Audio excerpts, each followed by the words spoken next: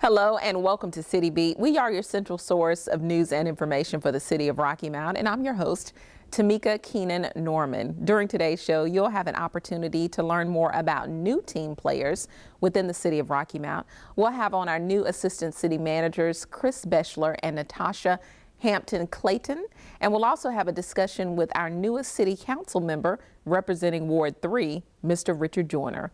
So please stay tuned. More of City Beat is coming up next.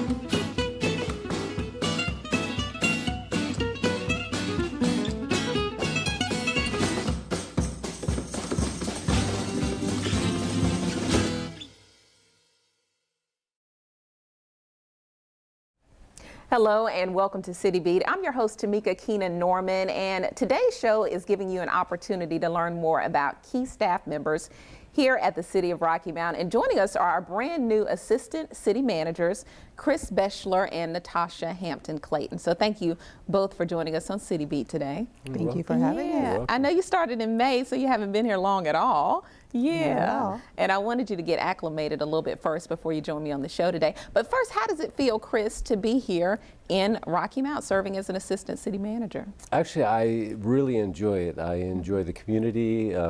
People are great. My wife and I go out in the community and people stop and talk to us. It's just a wonderful community to be in. Yeah, we've got some friendly people here. We do. What about you, Natasha? How does it feel for you? It definitely feels surreal, you know, being born and raised in Florida and moving to Rocky Mount after having been there all of my life has definitely been a transition, but a great transition. What an amazing group of residents that we have here in Rocky Mount. Some awesome things are happening here, so it's really a pleasure to be here. And you're, where do you call home? Miami, Florida. Miami, but you're coming here from Miramar. I'm coming here from Miramar, Florida, which is in Broward County. So, yeah. Yeah, so why Rocky Mount, Natasha? What attracted Rocky Mount to you? And had you heard anything about Rocky Mount before the position? I did not hear anything about Rocky Mount prior to the position, but what drew me here was this magnificent presence that Rocky Mount has. It's so rich in history, and the residents here are amazing. When I moved here, slightly moved here, a neighbor that I didn't know and they didn't know me, but they just pitched in and really helped me to settle in and get grounded, and so I'm so appreciative of that, and that was like my welcome to Rocky Mount. But I knew that in my spirit that this would be a place that I could really call home, even after not, knowing about it before, but it's such an awesome experience thus far. So yeah, because when you do come to a new place, you have to feel it in your spirit. You have to feel comfortable. Right. Yeah. What about you, Chris? What made you come to Rocky Mount? I had heard about Rocky Mountain. We had done a lot of research, we being my wife and I, and what we did is we actually came down and visited the community before I applied for the job, and again found the residents very welcoming and warm. And I think the thing that really attracted me to this is great opportunity to help make the community a better place. And having worked in a previous jurisdiction, there were a lot of issues facing Rocky Mount that I had experience with. So I said, something, one of my personal goals is I want to be able to help people. I want to make a difference in somebody's life or make a difference in the community. And I said, I think the skills that I have from my previous job would be a great transition for Rocky Mount. So that's one of the things that really attracted me here. Now, where do you consider home, Chris? I lived in New England. Although I was not born there, I lived in New England for 42 years, so I consider New England home. And my family, my mother, my father, and my brothers and sisters still live in New England. So. Okay. So where did you all attend school? I forgot to ask that question, Natasha.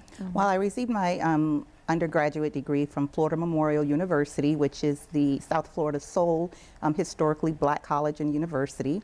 And I received my master's degree from Nova Southeastern University. Okay. And what about you, Chris? I received both of my degrees from the University of Connecticut. My undergraduate degree is in engineering, mechanical engineering, and then I received my master's degree at the University of Connecticut as well. Okay, mechanical engineering, all right. So you talked about experience earlier, Chris, and I'm going to transition to you, Natasha. I know you have over 20 years of experience. You don't look like it, but in executive public administration and operations. Tell me about some of those experiences that have prepared you for this position. Well, first and foremost, receiving my undergraduate degree from Florida Memorial University in political science and public administration prepared me for work in public administration. And so my practical experience is I started my career in public works and utilities, water, wastewater treatment, and underground infrastructure. And from there, I have touched every single aspect of municipal government, from some engineering, construction and facilities management, human resources. I was human resources director for about 5 years. From union negotiations to police and fire, it's been an array of different experiences that's prepared me for this position, and I'm grateful for the opportunity to have touched so many different things in municipal government. You forgot the best one, marketing and communications. Yes, I was. That's right. I have also served as chief marketing officer and did production and everything. So it's just been an amazing opportunity, not one that's that many can say that they have, to have been able to touch every single aspect of municipal government. And starting in operations, I think is the thing that catapulted me to the position where I am now, because it's an understanding that just being in administration, it doesn't give you. It gives you a better understanding of what's happening out in the field, the things that you do on a day-to-day. It gives you a better understanding of that, so you can transition that into the administration and really help staff in preparation, such as budgets and things like that, to get the things that they need to make sure that the cities look good. That's true. That's true. And Chris, over 30 years, right, of experience? Oh, yes. Yeah. You folks are looking good. I was going to say, yeah, don't tell people that I have been working for 30 years. My age will show. I started actually in the private sector when I graduated from college. I worked for Connecticut's largest natural gas utility. And while I worked in literally every department in that company, with the exception of marketing and communications, which I'm sorry to say, oh, well. but We still like you. That was one that I missed. Then I moved to Virginia and continued on in the utility industry, but also got very heavily involved in construction, and then ultimately into administration, public administration, which is where I spent most of the time there. Yeah, so you all have been around for quite a while. There's this term that Oprah used, I say Oprah uses, I still watch some reruns of her shows, but that aha moment, she always asks people about that moment of self-discovery. So, and some people don't have an aha moment, but what was that aha moment for you, Natasha? Did you have it? What was it like that made you say, yes, I want to be involved in public service, public administration? Yeah, the aha moment for me actually came out of a personal experience. I was a teen mom. And that experience, I went the entire 9 months of my pregnancy without telling anyone that I was pregnant. I had my son on a Saturday and called and told my parents the following Wednesday that I had had a child. And so that experience, and that was all out of fear.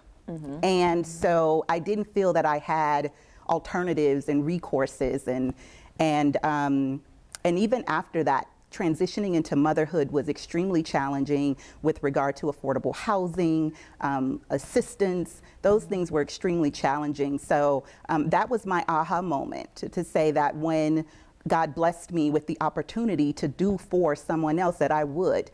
And coming into public service it gives me the opportunity to affect policy that would result in helping those that need it. And for moms that, women, when we make choices, sometimes our choices aren't the best in that moment, but that doesn't mean life ends.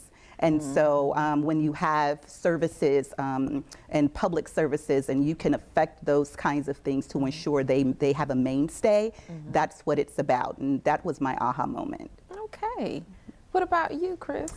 I had an aha moment. It actually was in public service. When I was in my former job, we had a historic area of the city that was called the Entertainment District, and the elevation of that was 14 feet above sea level. And I bring that up only to point out that when you got heavy rains or the river would come up, it would flood very frequently. And what was happening was there was a lot of flooding and businesses were moving out of this area. So I had worked with the mayor and said that I think I have a plan that can help at least reduce or alleviate this flooding. And my aha moment was, again, my goal is to, I want to make a difference in somebody's life. I want to make a difference in the community. And that's just, I want to give back, as Natasha has said.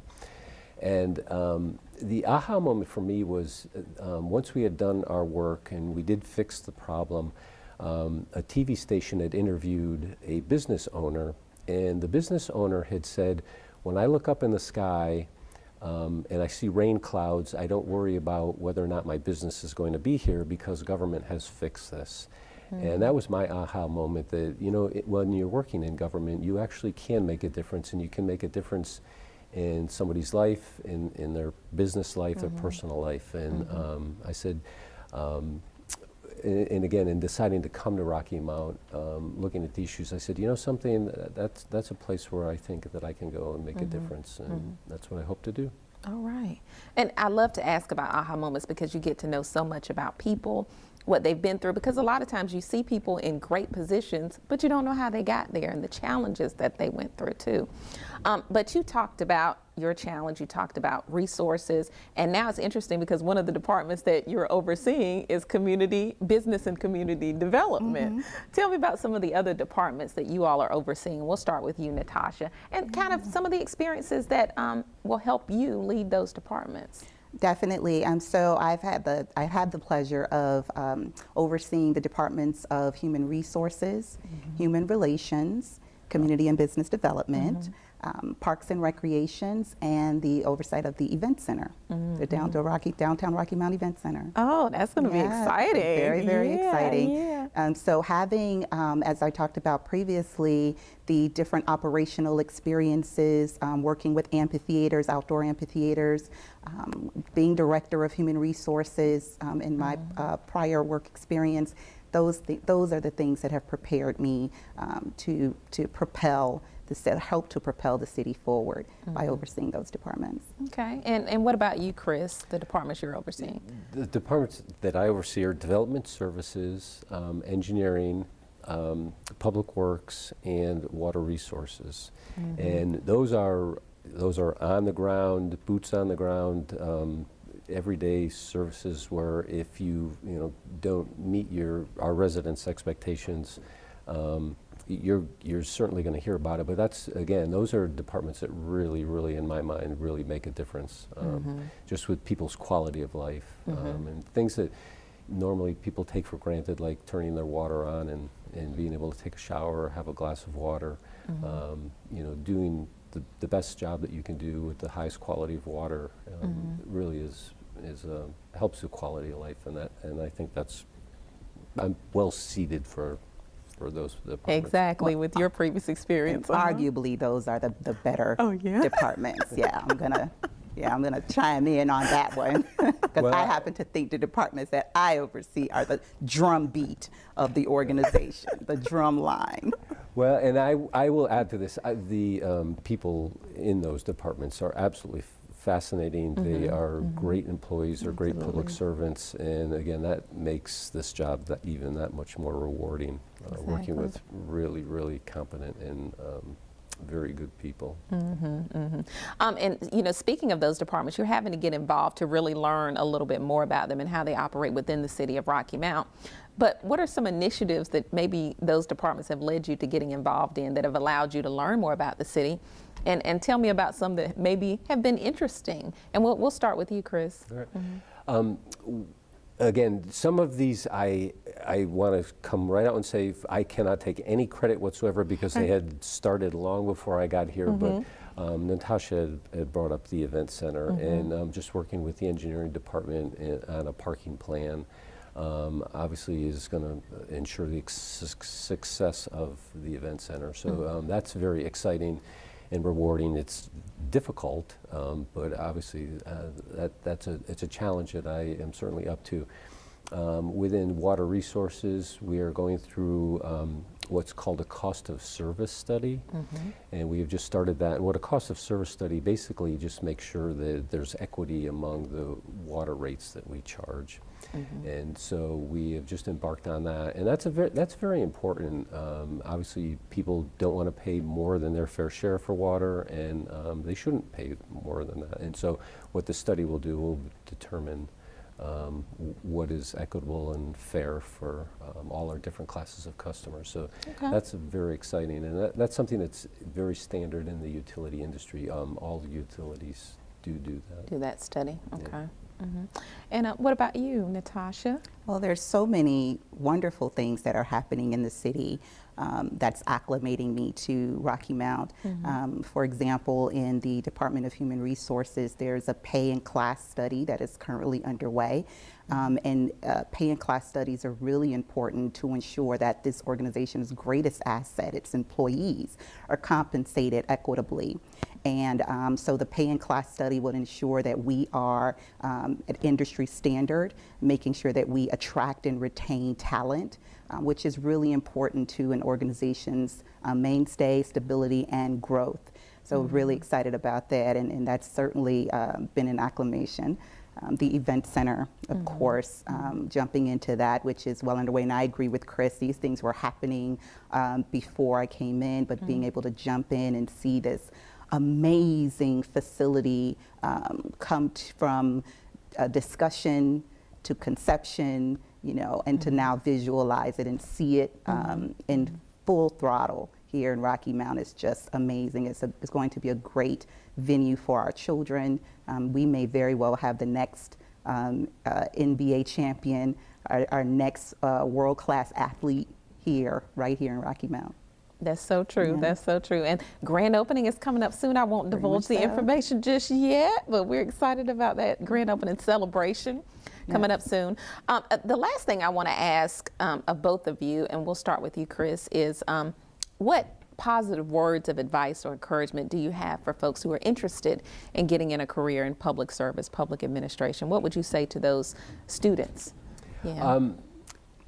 Here's what I would say. I would definitely go for it, if in a word, and I'll explain that. I've had the blessing to be able to have worked in the private sector, in the public sector in two realms. One is local government, and also I work for the Commonwealth of Virginia.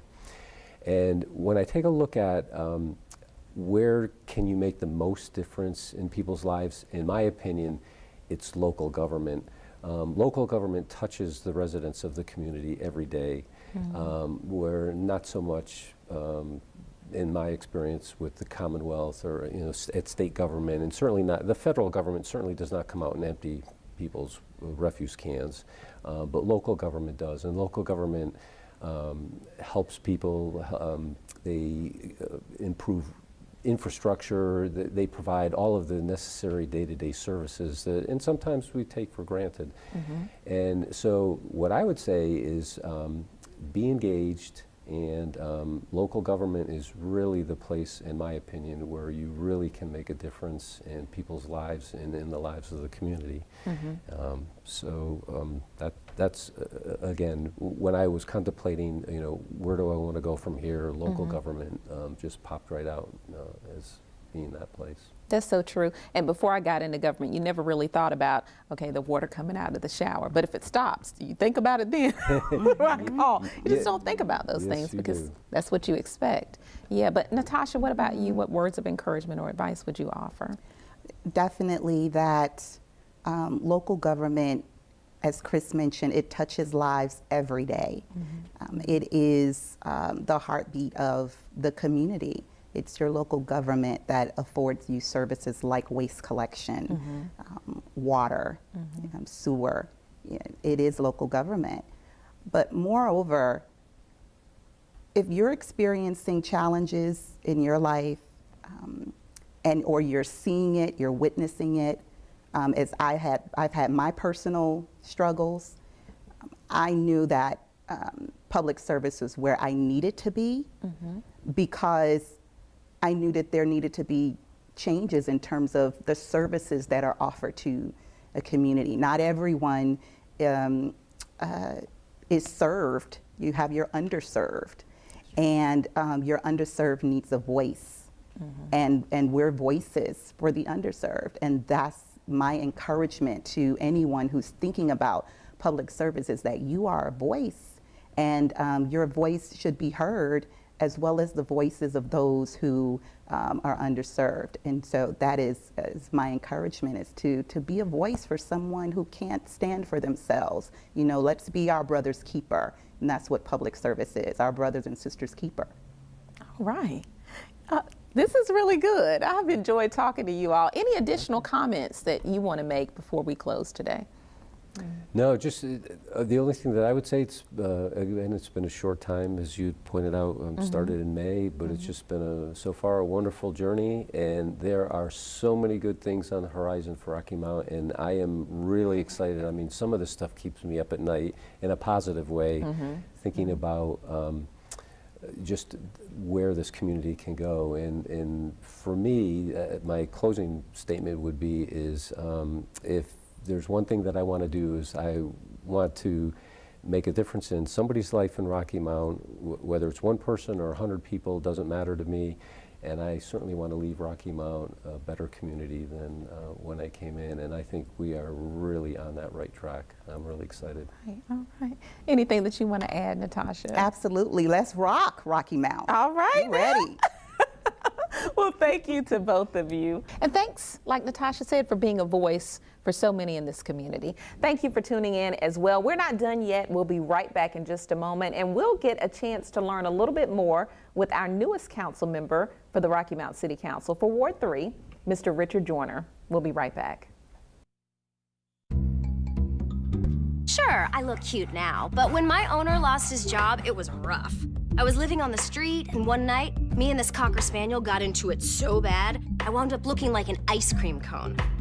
I cried a little bit, but thankfully I got rescued, so I'm running, I'm jumping, all back to my old self, and I'm ready to give unconditional love, even if you put a lampshade on my head.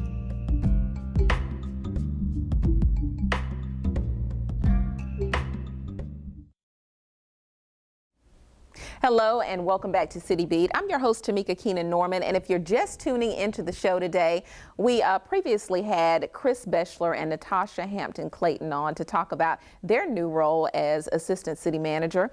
And now we're going to speak with Mr. Richard Joyner, who's the newest member of the Rocky Mount City Council representing Ward 3. So hello and welcome to City Beat. Thank you, Tammy. Good to be here. Yeah. Good to be on City Beat. Thank you. Yeah. First, let me say congratulations on your appointment. Thank you. Yeah. How does it feel to be part of the City Council now? I feel like a good servant. And it's exciting. Ward 3 is an exciting ward. And the City Council has been very open and welcome. So, it's just been a good place to be. Okay. Now, I'd heard so much about you before you even joined the council and before we officially met, and you've done so much throughout the region. Why council? Why was that the next step for you? Well, it's amazing that I've been in Rocky Mount since '96 at the hospital. I spent a big portion of that time working with Ward 3 and Lamont Wiggins. And amazing enough, that him and I have been extremely good friends, and I've worked with a lot of the City Council members. And most people don't know it, but my original family home is Rocky Mount. My parents are literally from the Tarboro, Rocky Mount, kind of Tillery area. Okay. And so I was really spent more time in Rocky Mount than anywhere. And so when the opportunity came up to serve Ward 3 again from a City Council both and position, I really thought that it would be a good opportunity for me to expand the services that I was given to Ward 3 and to Rocky Mount. So you mentioned previously working with Ward 3. Yes. Tell me about what you did in Ward 3 previously. Oh, that was real exciting. I had an opportunity to do primary health care in Ward 3 from Clark Street. It was a beautiful opportunity with the community, with Duke, and with Nash General at that time.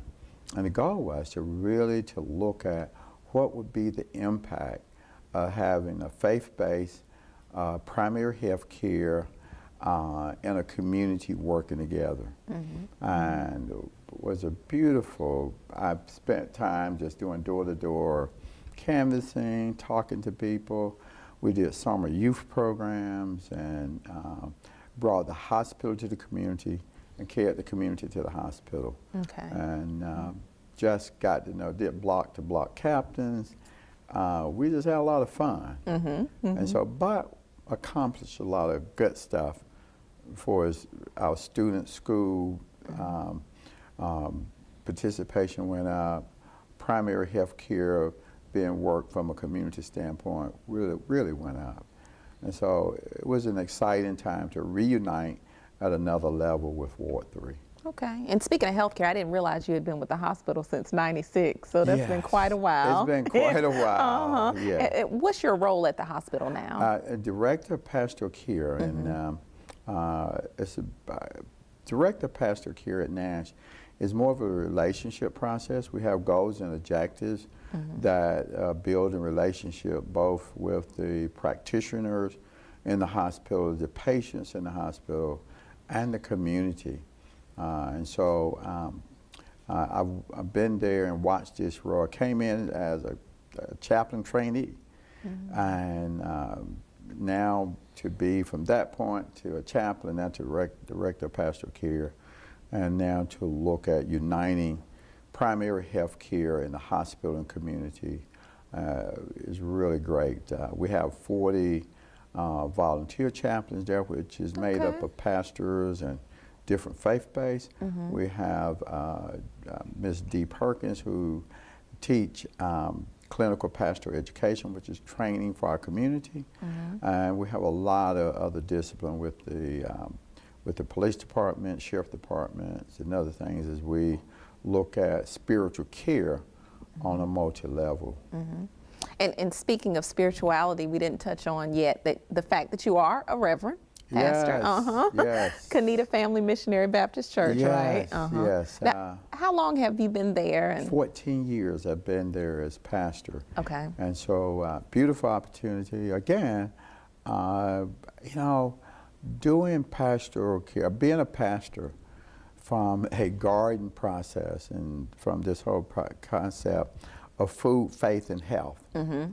And really being a pastor and being a farmer. And really the invitation to the church is not just be the church on Sunday, but how can we be the church in a way that unite all faiths for human development, sustainability of a community. Okay. And making food the center, intimate place where we gather. Okay. Is that what prompted you to start Kanita Family Life Center? Yes. Well, one of the things is that Kanita is in an area, Edgecombe County, that we're extremely rural, and we were having some real challenges with health. And what we really realized was that, you know, a lot of things we could not purchase. You know, we had food deficits, and we wanted people to have access to fresh, locally healthy grown food. But at the same time, we wanted to know, how could we increase our social skills? Gotcha. You know, how could we say, how do we become producers? How do we become owners? And how do we step into our challenge rather than running away from it? Gotcha. And so, I am not the person that would love farming. So, it was not something that I went hooray about.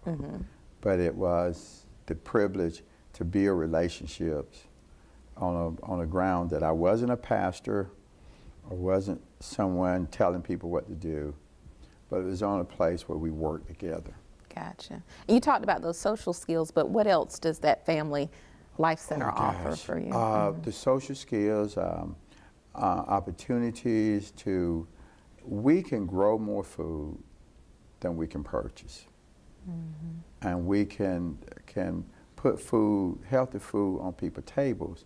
Plus, we do, our youth and community is doing CSA boxes, which is food boxes with local, healthy, fresh grown foods. CSA, what does that stand for? Well, it's community grown food. Okay, gotcha.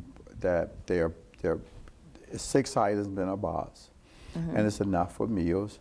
And so that money, the money that they earn, it gives them opportunity to reinvest back into themselves. So, the community participate not from a less than, but from a supply standard. Gotcha. And so we feel powerful, but we can step in our vulnerabilities without feeling overwhelmed. And so it's good to see the youth. And this summer, we had 60 youth in the program. They cooked their own food. They did their own summer feeding. They did their own backpack buddies.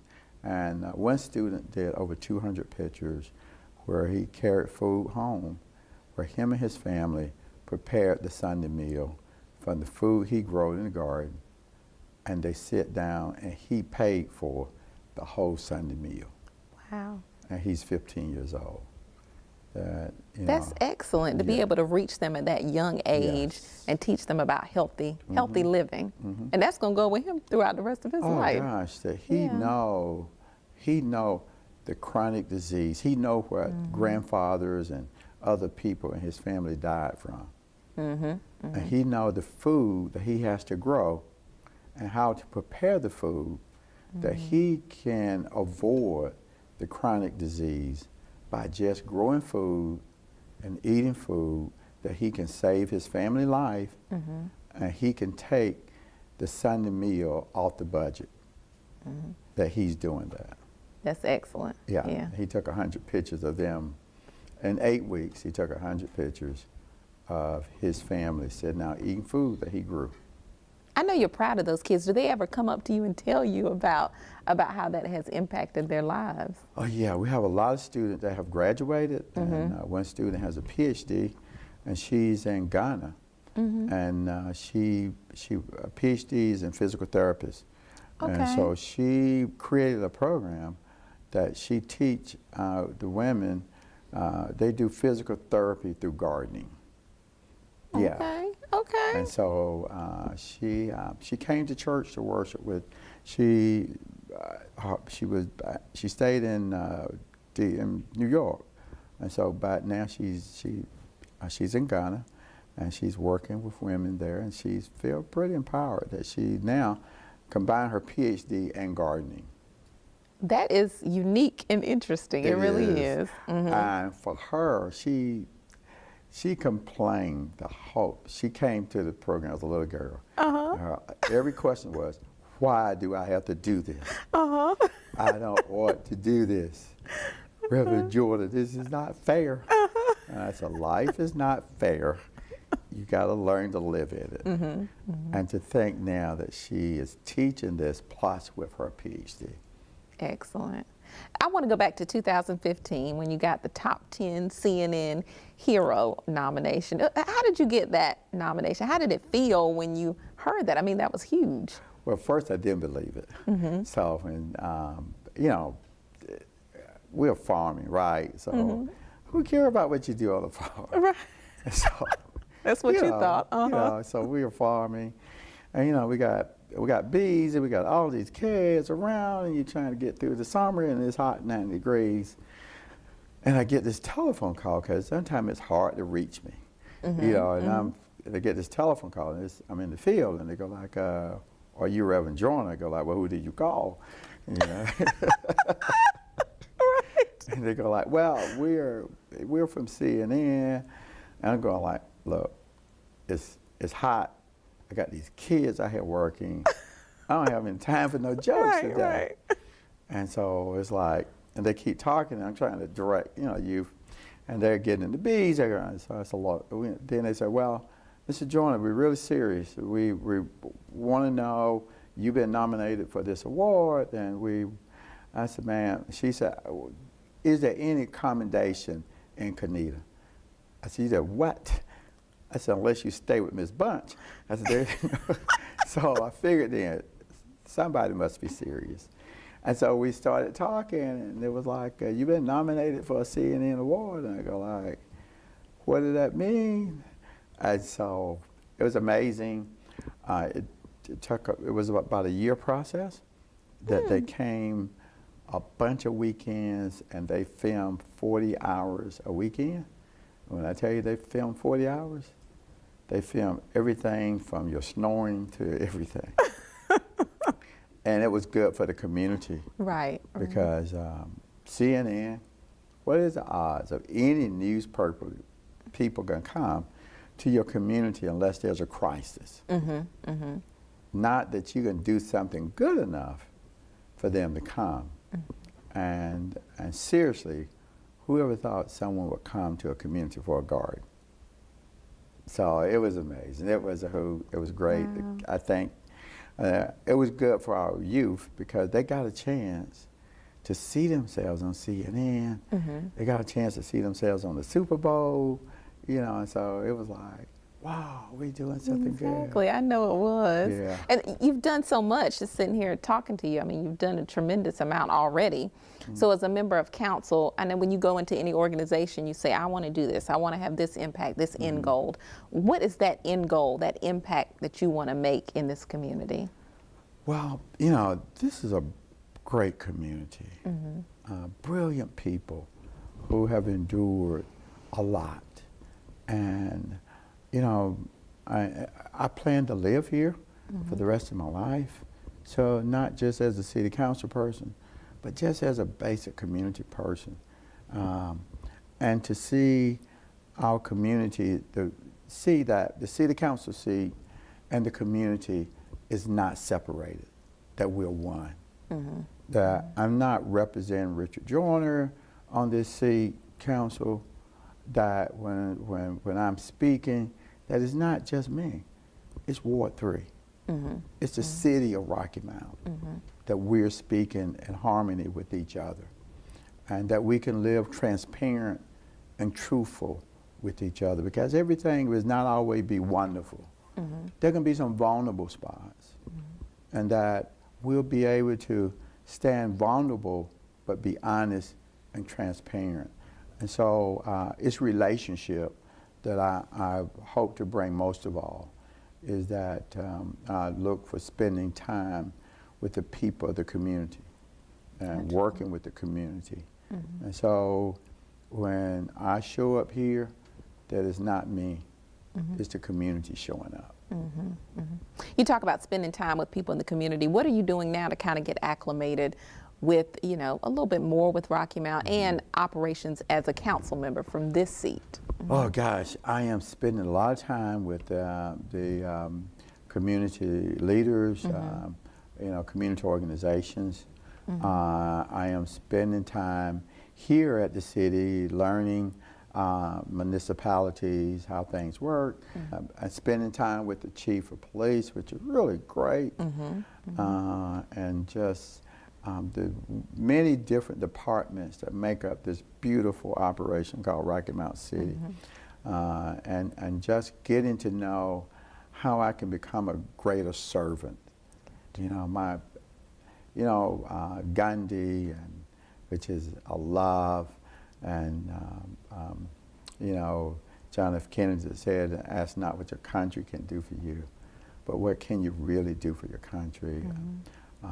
Trying to see, in this, I'm 65 years old, so saying, what are the contributions that I can make that will outlive me? Gotcha. And that will help the quality of life, And so how do I make sure that I am giving that level of service? And how is it that is sacrificial service? You know, that when it comes to serving people, that, you know, to be a good servant is how we live our lives and not something we do. So nobody pay you to do that. Right. You know, if you get paid, praise the Lord. But it's how we live our lives. It's every day I wake up to say, how can I serve today? And so I think that most of all, that how do I become a better servant every day? What words of advice do you have for some of those youth that you might be with every day, others who may be watching, about if they want to follow in your footsteps, get involved in public service? What words of advice do you have for them? You know, you know, I tell our youth all the time, don't wait till you get to university to be an alumnus. That everybody in your class, whether you're in pre-kindergarten or elementary school, get to know everybody in your class and tell your class, all of us going to graduate on time. And tell your class, it's not just good to be an A student in this class. Until everybody in this class is an A student, then you're a good A student. So it's not what your achievements do for you. It's what your achievements do for everybody else. Gotcha. And if you do that, God will open up doors for you, and you just be able to walk in them and be a servant. It's a privilege and definitely an honor to be here and to serve. And I am very thankful and very humbled. And I want to just say, my father and military taught me a couple of things that I remember. One of them is my father and my mom taught me, with 13 children, don't be insubordinate to your father. So, and your mom. So what they're the leaders, you are to follow guidelines. And as a process of city council, I'm making policy procedures to really, I look forward to supporting the leadership of our city manager in our city. And so, you know, Speed Corps and being a team player is what I look forward to. And the other one is that I-95-64 corridor, what's good for Rocky Mount is good for the eastern part of North Carolina. That's true. Well, thank you again for joining us on City Beat today. I really appreciate it. Enjoyed talking with you. Yeah. Same here. Thank you so much. I look forward to much more work together. All right, and I wish you the best. Thank you. Okay, thank you for tuning in to another edition of City Beat as well. I'm your host, Tamika Keenan Norman, and we'll see you next time.